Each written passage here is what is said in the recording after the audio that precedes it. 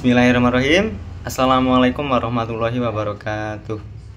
Segala puji bagi Allah, Tuhan semesta alam. Keduanya, sholawat serta salam semoga tetap tercurahkan kepada junjungan kita Nabi Allah Nabi Muhammad Sallallahu Alaihi Wasallam. Sebelumnya yang saya hormati Bu Arum Ratnaningsih selaku dosen pengampu bahasa Indonesia.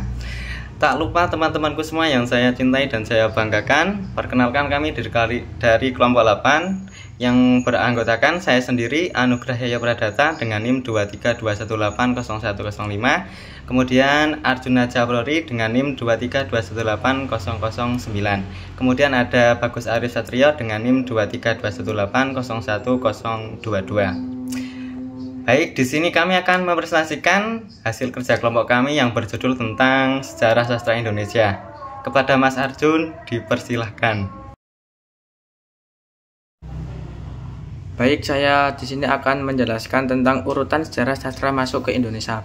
Yang pertama yaitu kedatangan bangsa Eropa, selanjutnya ada penjajahan, munculnya sekolah pribumi, dan penggunaan bahasa Melayu dan balai pustaka. Selanjutnya itu penggunaan bahasa Indonesia, dan selanjutnya ada Sumpah Pemuda. Selanjutnya ada hakikat sejarah sastra.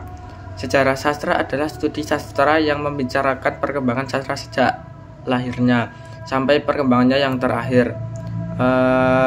Pembagian sejarah sastra yaitu ada aspek bahasa yang meliputi Melayu dan Nusantara, dan ada aspek kajian yang meliputi genre, kronologis dan komparatif, dan ada aspek periode yang meliputi klasik, peralihan dan baru. Selanjutnya aspek bahasa. Dalam aspek bahasa ada sastra Melayu, sastra yang menggunakan bahasa Melayu. 2. Bentuk sastra, lisan dan tulis.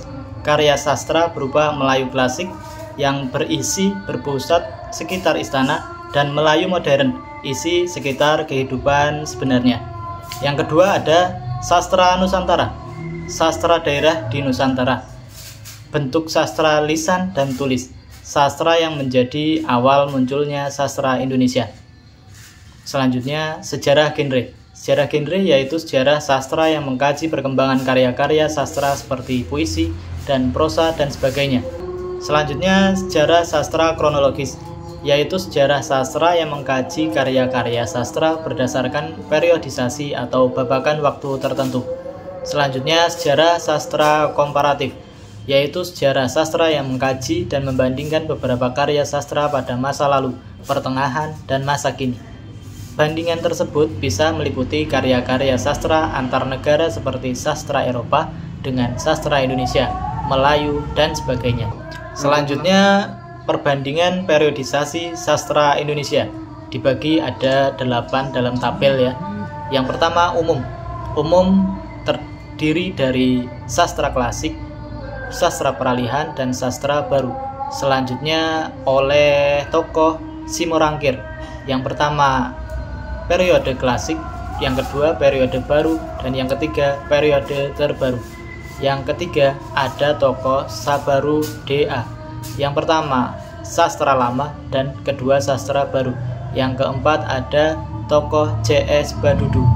Yang pertama periode Melayu dan yang kedua periode Indonesia. Yang kelima ada tokoh Usman E. yang terdiri dari pertama sastra klasik dan kedua sastra baru serta ketiga sastra modern. Yang keenam ada HB Jasin, terdiri dari periode Melayu atau klasik, dan yang kedua ada Indonesia modern. Yang ketujuh ada tokoh Nugroho NS, yang pertama Melayu atau lama dan kedua Indonesia modern. Yang kedelapan ada Ajib Rosidi dengan teorinya sastra kelahiran beserta sastra perkembangan. Selanjutnya akan dilanjutkan oleh Mas Anugrah Yahya. Baik, selanjutnya yaitu perbandingan ciri angkatan sastra Indonesia. Yang pertama menurut bahasa, bentuk dan isi, tema atau personal, dan pengaruh, aliran dan proses. Kemudian ada juga angkatan yang ke-20, angkatan 30, angkatan 45, angkatan 66, dan angkatan 70. Mungkin itu presentasi dari kami, kurang lebihnya mohon maaf. Ada tutur kata atau kelebihan itu datangnya dari Allah dan kesalahan itu dari kami sendiri atau godaan setan yang terkutuk. Kami akhiri.